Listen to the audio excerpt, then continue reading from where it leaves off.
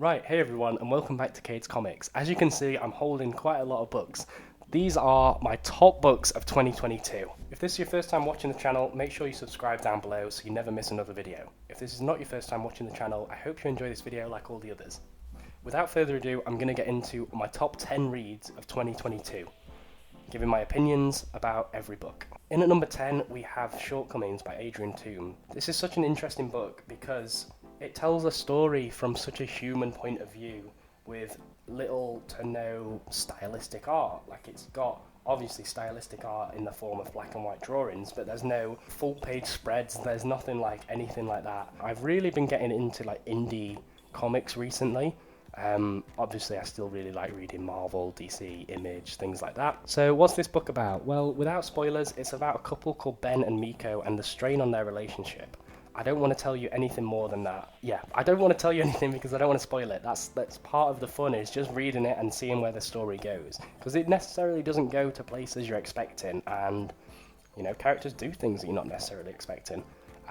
It's a great book. That's why it's on my list for the top 10 books that I read of 2022. In at number 9 is another indie comic that I read. I bought this on my birthday, so June of 2022, and I pretty much read it straight away, all in one sitting. My Friend Dahmer is about Jeffrey Dahmer, the serial killer, so a little bit of a trigger warning that there are themes of serial killers, violence, things like that. It doesn't necessarily explore all of his stuff too much because it's told from the point of view of a friend that went to school with him. It's told in a black and white format with stylistic art. The guy that wrote this is the guy that went to school with Dahmer. He also drew it, so pretty much this is his passion project.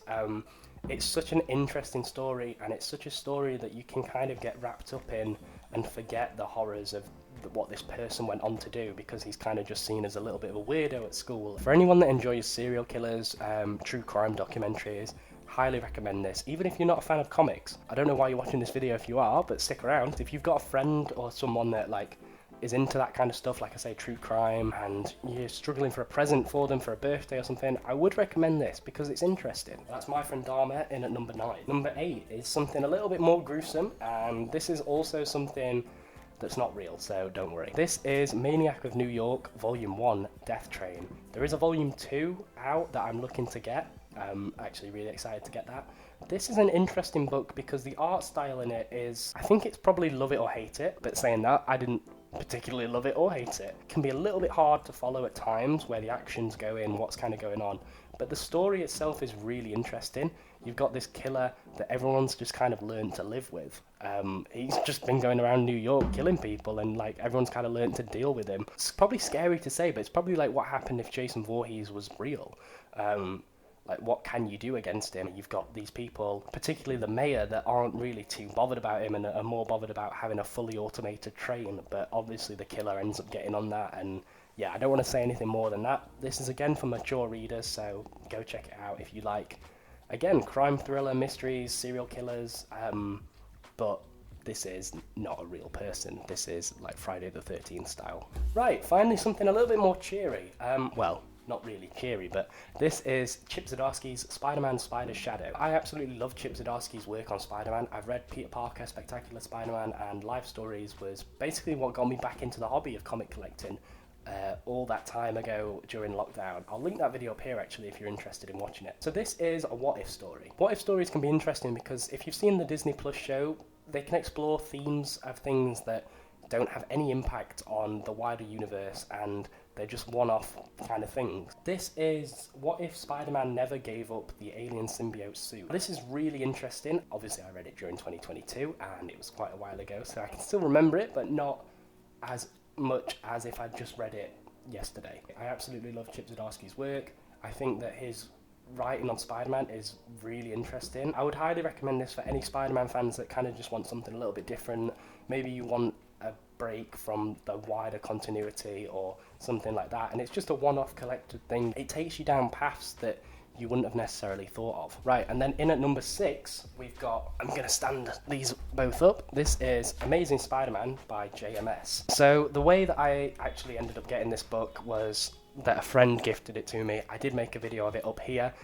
Comic Bound, such a great guy, and Adam, if you are watching this, thank you so much for giving me this. It basically was like an introduction to Spider-Man for me. Volume 1 I absolutely loved. I thought the storytelling was amazing. I feel like this Volume 1 is like perfect Spider-Man. Volume 2, on the other hand, it's good, but not necessarily as good as Volume 1. I don't really know how to talk about this without giving spoilers. There's a bit where, let's say, Peter Parker sheds his skin.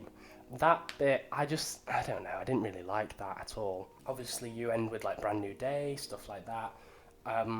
Yeah, it was fine, but, like, the stuff that you have going on here in Volume 1, it was incredible. It was so good. It was such a great story. Amazing Spider-Man by JMS. It was an interesting read. It was good. I liked it for the most part. Towards the end of Volume 2, you kind of get let down a little bit with the crossover from Civil War, things like that.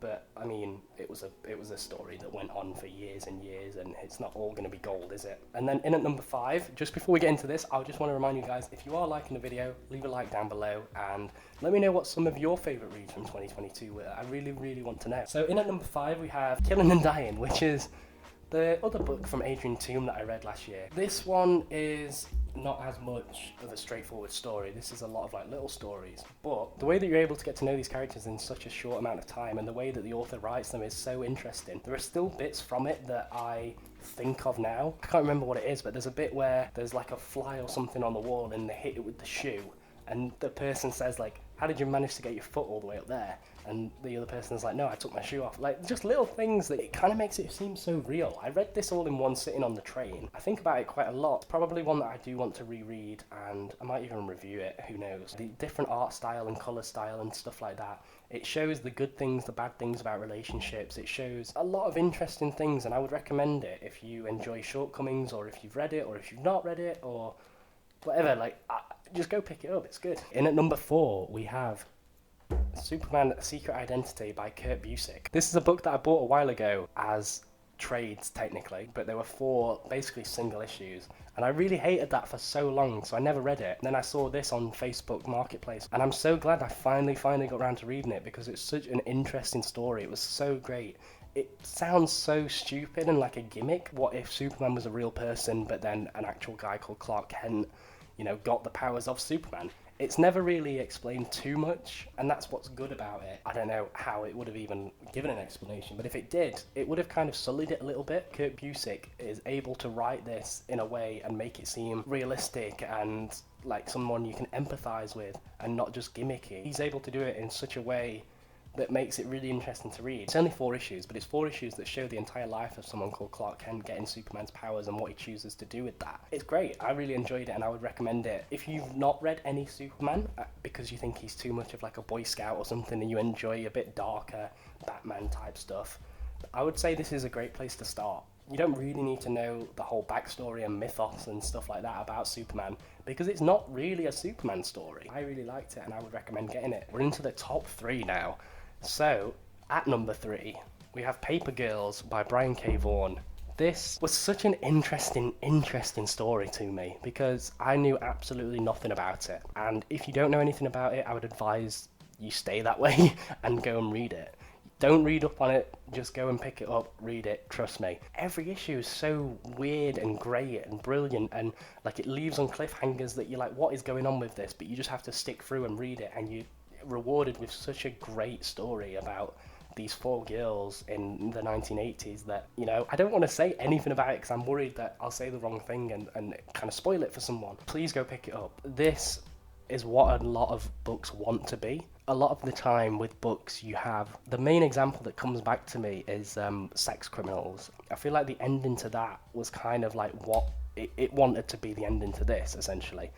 And for anyone that's read it, I hope that makes sense to you. Anyone that's not read it, I'm sure it won't make any sense to you.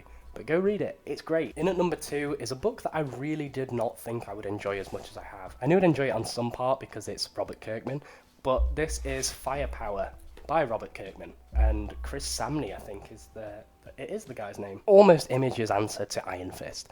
Iron Fist is a character I've never read. I've never watched the Netflix show. But this story, the way that Kirkman's able to write it, it was such a nice read, and I really liked reading it. I really hope that book 2 gets solicited soon, because I want to carry on reading it. I bought this book thinking, maybe I'll like it, maybe I won't.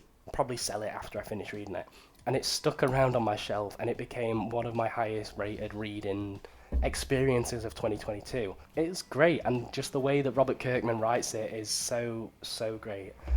I know I've said that for every book. It's great, go pick it up. But please, if there is one book that you end up getting on this, I would say it's Firepower over the top one. Just because the top one probably has a niche audience because it's a little bit more mature material. And so speaking of number one, what is it? Well, it's Luther Strode, the complete collection. At the time I read it, I was working shift work. Some days I'd get up and have hours before I had to go to work, and some days I'd have hours after I got back from work. And in every single one of those hours, I was filling it with this book. I didn't want to take it to work with me because I didn't want to read it on the train. I didn't want to ruin it or anything. I wanted to read it at home where I could sit and read it and take it all in. When I was at work, all I was thinking about was this book, and no book has ever done that for me before. Maybe Invincible, but not to the extent that this book did. And so this book I really enjoyed. I enjoyed the way violence is shown in it. I talk about some of these books and that, like, the way that violence is shown and stuff like that, and if you're not necessarily into that, you might not appreciate it. The art style I absolutely fell in love with. I love the art style so much. The colours, the way that bodies are drawn, everything like that. It's just incredible. I just wanted to read it and reread it as soon as I finished it. Yeah, absolutely adored this book, and I still adore it now, and it's my favourite read of 2022. It is mature content, but if you're a mature person, go and check it out. That's all my top 10 reads for 2022. I want the hardback complete collection of this, because this is the reprinted softcover one, but it doesn't matter to me because I've been able to read the whole story and I loved it. That's the end of the video. Thank you guys so much for watching. If anyone is still watching, let me know what you thought of the video. If you liked it, leave a like. If you didn't like it, leave a dislike, and leave a comment. Tell me what some of your favourite books of 2022 were. Tell me if there are any books on here that you disagree with. Tell me if there are any books that should be higher on my list, and give me some recommendations for other books like that. But yeah, if anyone is still watching, thank you so much for watching, and I'll see you guys later. Bye guys. Bye.